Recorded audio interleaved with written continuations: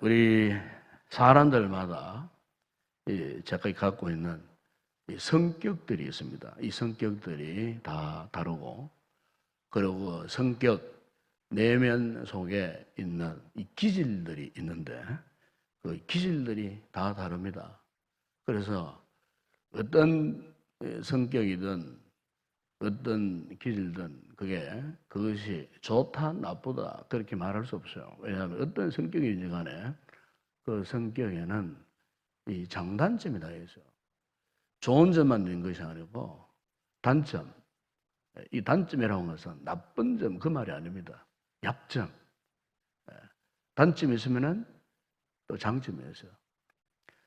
그래서 이제 성격을 두고 뭐 좋다 나쁘다 말하는 것은 잘못된 표현입니다. 왜냐하면 그 사람이 갖고 있는 성격 자체가 다 다르기 때문에 그래요.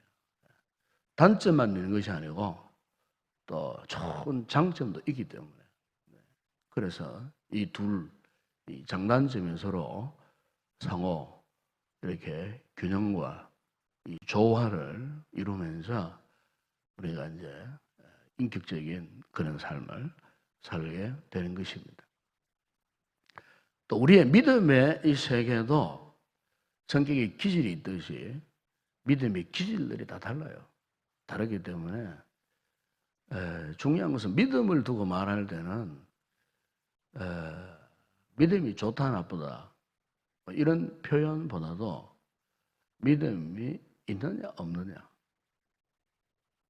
믿음이 크냐 아니면 작냐 뭐 이렇게 표현할 수는 있어요. 그래서 왜 우리가 믿음을 구태여 이렇게 크다 작다 있다 없다 이렇게 표현할 수밖에 없느냐 하면은 우리 모든 우리 성도들은 삶의 기본 기초가 다 본인이 갖고 있는 믿음에 의해서 이제 좌우지되는 겁니다. 믿음에 의해서. 그래서 어떤 분들은 겉으로 보기에는 평소에는 별로 믿음이 없는 것 같고 잘 믿지 않는 것 같은데 의외로 결정적인 순간에 주변 사람들로 하여금 아주 참 감탄하게 만드는 그런 분들이 있어요. 그게 뭐냐 하면 신앙이 보이지 않았는데 결정적인 순간에 신앙의 고백을 하고 신앙의 결단을 하고 신앙의 열매를 맺는 이런 분들이 있어요. 그런데 평소에는 아주 잘 믿는 것 같아요. 모든 예외 시간 빠지지 않고 기도도 열심히 하는 것 같고. 그런데 결정적인 순간에 그 믿음의 정체가 드러나요. 한마디로 말하면 저런 분이었던가. 그래서 믿음이 있는 것이 그런 결정적인 순간에 나타나야 되는데 나타나지 않아요. 그래서 참 주변 사람들에게 큰 실망을 주는 그런 분들이 있어요. 제가 이 말씀을 드리냐면은 오늘 우리의 삶의 결국은 믿음입니다. 믿음. 내가 뭐 잘생겼냐 못생겼냐, 내가 무엇을 많이 갖고 있느냐 없느냐 이게 문제가 아니고요. 주님께서 보실 때는 우리의 삶의 판단 기준은 믿음으로 보는 거예요. 믿음이 있느냐 없느냐.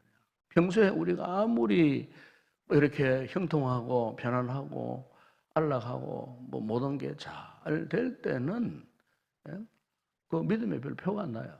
그런데 언제 믿음의 표가 납니까? 정말 우리가 흔히 말하는 부득이한 어떤 일이 올 때, 부득이한 어떤 상황에 빠질 때. 그래서 믿음이 있는 사람은 이런 부득이한 상황을 만났을 때도 그 믿음이 변하지 않아요. 오히려 그 부득이한 상황 가운데 그분이 갖고 있는 그 믿음이 빛을 발해요. 그러나 우리가 평소에 믿음의 훈련이 잘 안 되었다든지 우리가 스스로 그동안 잘못된 믿음 생활을 했을 때에 이런 부득이한 상황이 오히려 핑계거리가 되어버릴 때가 많아요. 그래요. 뭐 때문에 내가 뭘 못하겠고, 뭘 믿지 못하겠고, 뭐 때문에 내가 건너가지를 못하겠고, 이렇게 해서 여러 가지. 이게 이제 소위 믿음이 있느냐, 없느냐. 그리고 예수님께서도 이 갈릴리 바다를 건너가던 제자들이 풍랑을 만나가지고 막 표리부동하고 이렇게 해설대에 다른 건 안 물었지 않습니까? 너희에게 믿음이 없느냐? 또 믿음이 이토록 적으냐? 그래 물으셨어요. 그래서 인생의 그 풍랑 가운데서 우리 성도들이 있어서 기억할 것은 바로 그 순간이 내 믿음이 빛나는 시간이다. 그걸 믿으시기 바랍니다. 인생의 험악한 일을 만났을 때, 어떤 죽음의 순간을 우리가 만났을 때에 바로 그 순간이 내가 그동안 내 믿음의 역사가 빛나는 순간, 그 순간. 그래서 신앙이라고 하는 것은 가장 절박한 순간에 나타나는 겁니다. 절박한 순간에 빛을 발하는 겁니다. 절박한 순간에 정말 주님이 원하시고 기뻐하시는 이런 믿음의 사람이 되어야 할 줄로 믿습니다. 여러분 오늘 본문에 보면은 제가 누구를 이야기할 이 본문을 선택했냐면요. 제자 가운데 이 안드레라고 하는 제자가 나옵니다. 안드레. 사실 우리가 이 성경을 보게 되면은 12 제자들의 이야기가 쭉 나오긴 나와요. 나오는데 안드레라고 하는 이 사람의 행적에 대해서는 그렇게 성경이 자주 나오지 않습니다. 자주 나오지 않는 인물이지만은 그러나 우리가 이 안드레의 인생을 보게 되면은 참 놀라운 생활을 살았어요. 제일 먼저 그가 이 마태복음 4장에 보게 되면은 첫 번째로 그가 주님을 만나는 장면이 나와요. 예수님의 공생애의 초기에 이제 이 제자들을 세우시기 위해서 갈릴리 해변을 다니시다가 그곳에서 처음 만난 사람이 누구냐? 안드레입니다. 안드레. 그래서 이 안드레를 통하여 그때 그의 형이었던 이 시몬, 베드로죠, 베드로. 시몬, 베드로와 함께 고기를 잡고 있었어요. 그런데 고기를 잡고 있는 이 형제를 주님이 찾아가셨어요. 찾아가서 나를 따라오라. 내가 너희를 사람 낚는 어부가 되게 했다고 했을 때에 근데 그게 본문에 보게 되면은 이 안드레가 지체하지 않고 그 물을 버려두고 예수를 따랐어요. 지체하지 않고. 즉시 주님께서 말씀하실 때에 즉시 배와 그물을 버려두고 주님을 따라 나섰다는 겁니다. 뒤로 미루지 않고 무슨 핑계를 하지 않고 주님을 따라가세요. 예.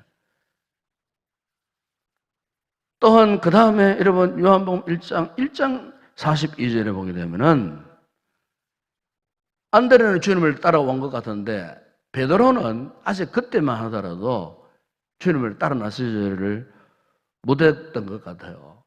그래서 어떻게 했냐면 안드레를 통하여서 그 형 베드로가 이제 다시 2차 주님을 따라 나서는 이 같은 모습을 볼 수 있어요. 안드레 그래서 우리가 전도 방법 가운데에 안드레 전도 방법이라고 말하지 않습니까? 안드레 전도 방법. 안드레 전도 방법이란 딴 거 아니에요. 자신과 가장 가까운 관계 속에 있는 그 누군가를 전도 대상자로 삼아갖고 주님께 인도하는 방법을 안드레 전도 방법이라고 해요. 그러니까 이 안드레, 이 동생 안드레가 형 시몬 베드로 친족 중에서 잘 가깝잖아요. 자기 형을 이렇게 전도하는 결국 안드레를 통하여서 초대 교회의 큰 기둥을 할 수 있는 이 베드로를요 주님께로 인도하는 거예요. 12 제자 가운데에 그 수제자로 될 그 베드로를 바로 이 안드레를 통해갖고 그 형 베드로가 전도되어져서 주님의 이 제자가 되어지는 그와 같은 모습을 우리가 거기에서 볼 수가 있습니다.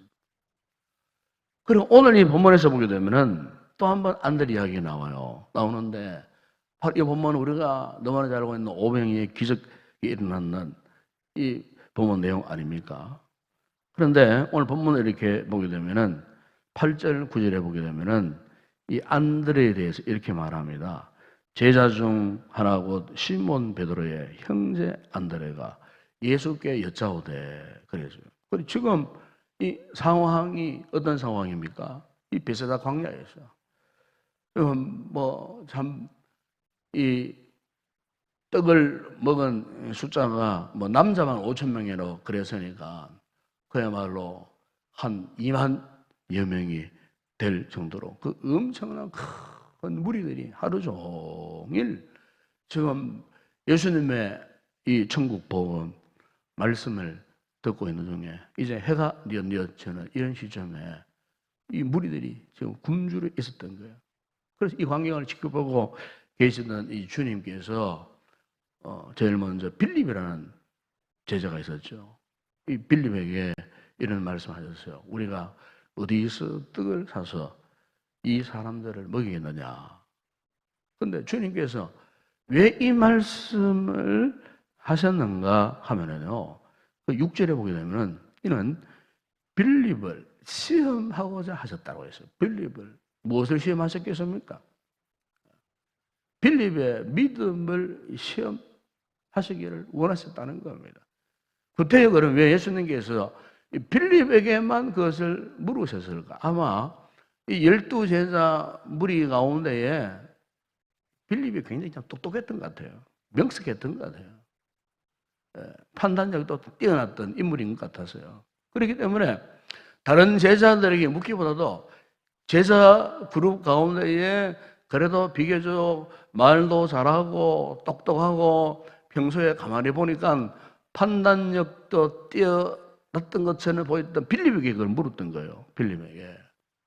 물으니까 빌립이 아니나 다를까 그 명석한 두뇌를 발휘해가지고 금방 계산해냅니다.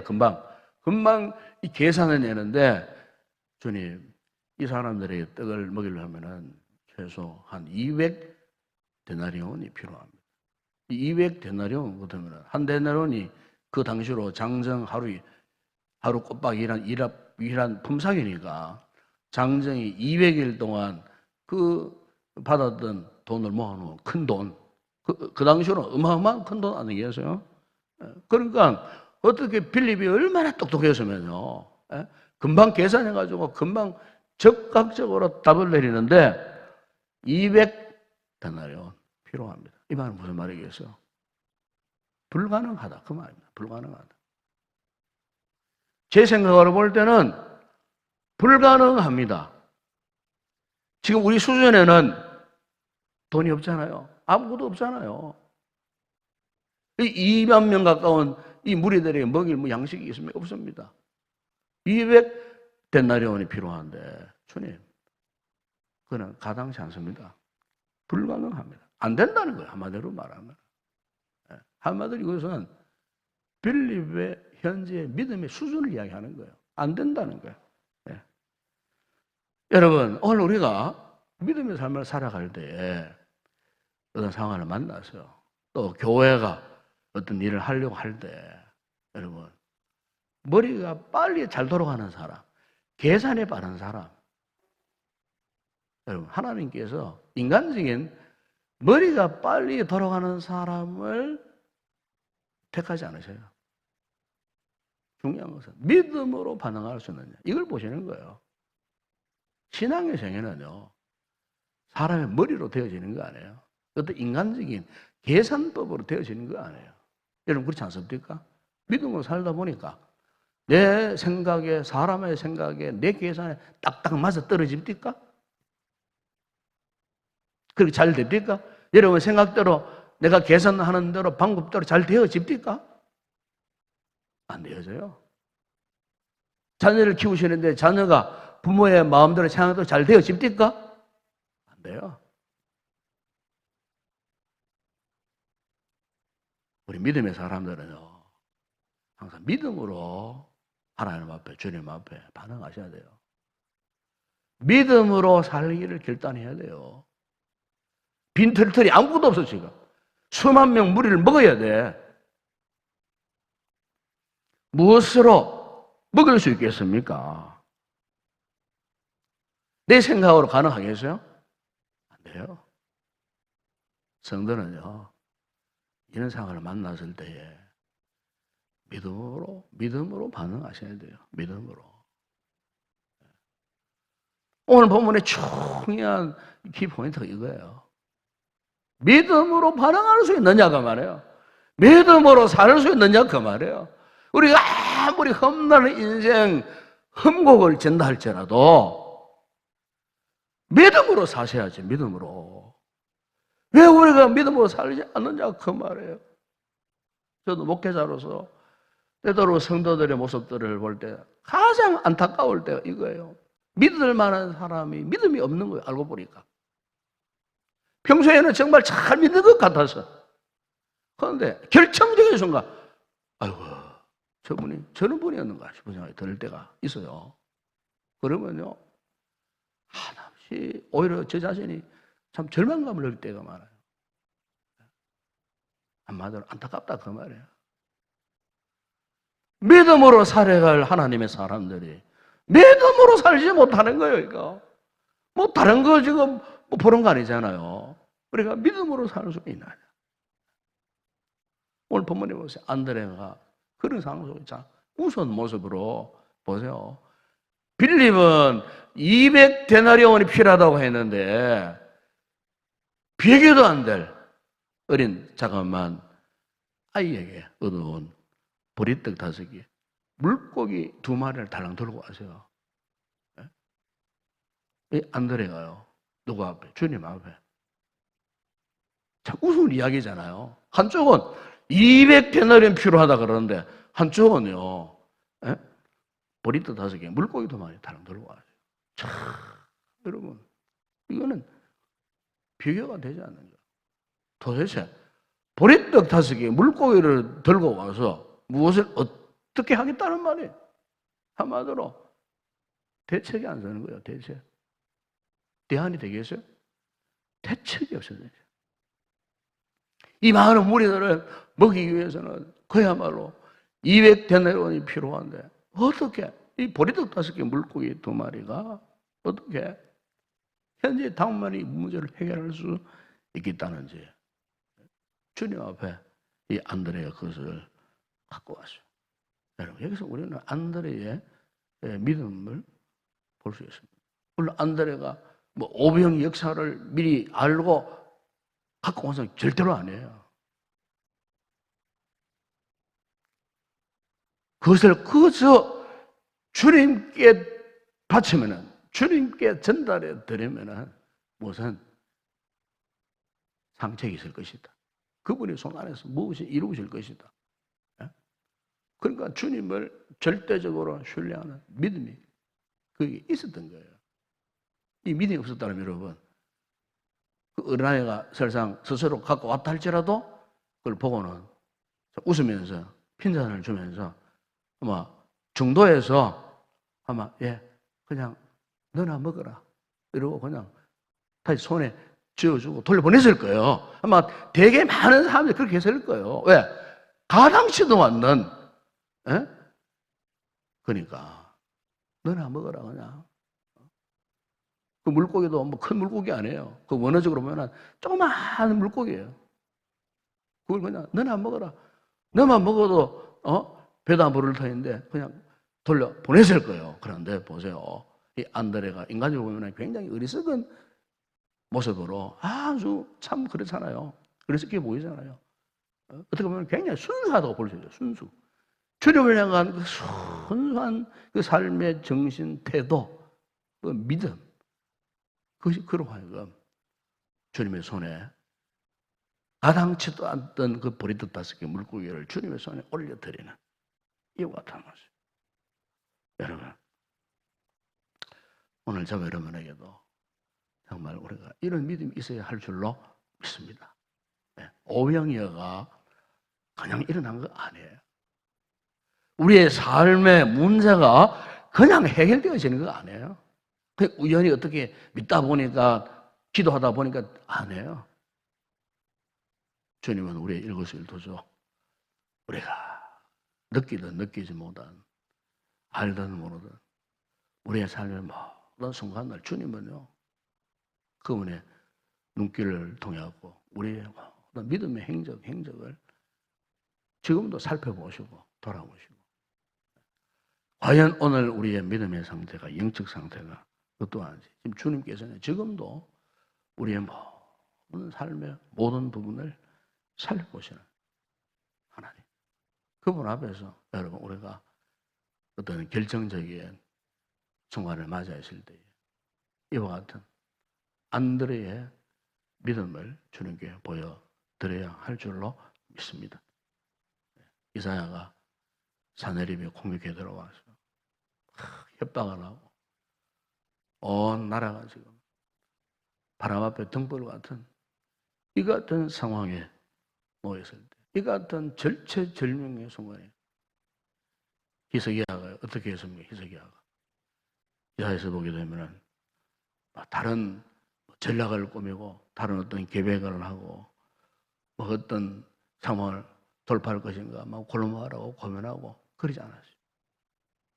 히스기야가 이런 상황 속에서 할 수 있었던 것 딱 하나였어요. 그가 하나님 앞에 올라가죠. 하나님 앞에. 그리고 하나님 앞에 기도를 했어요. 천하만국이 유일하신 하나님, 주께서 천지를 만드셨나이다.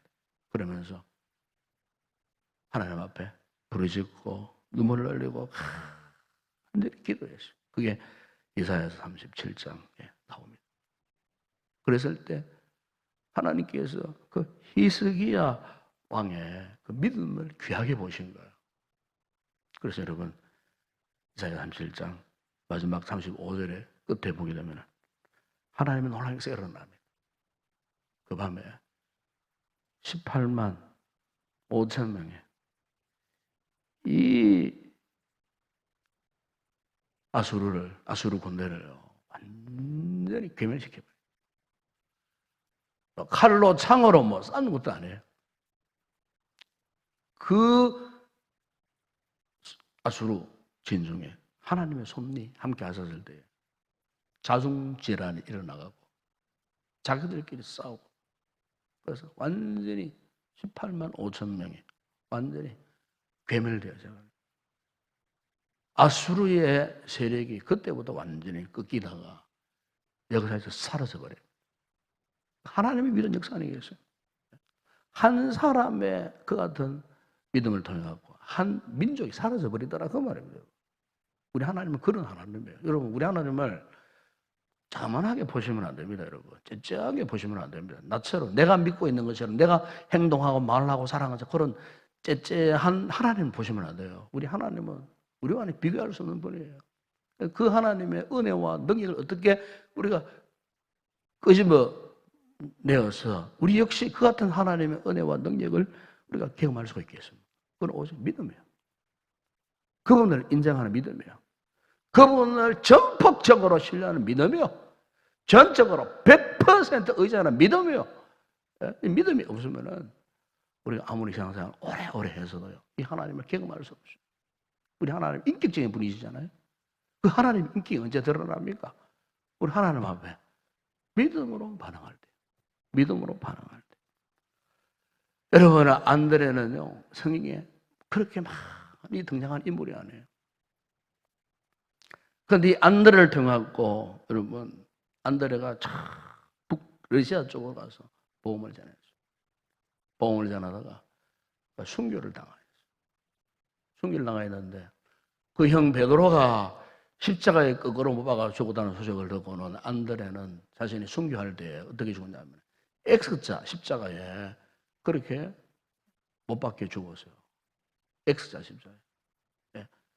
손도 벌려지고 다리도 벌려지는 그런 상태에서 엄청난 고통 속에서 그 순교의 죽음을 통해서 이 안드레를 통해 갖고 여러분 세계 역사를 보게 되면은 동로마 제국에 그 동방 이 교회가 세워지고요. 그 동방교회를 통해 갖고 유명한 이 비잔틴 문화, 기독교 문화잖아요. 비잔틴 문화가 세워졌어요.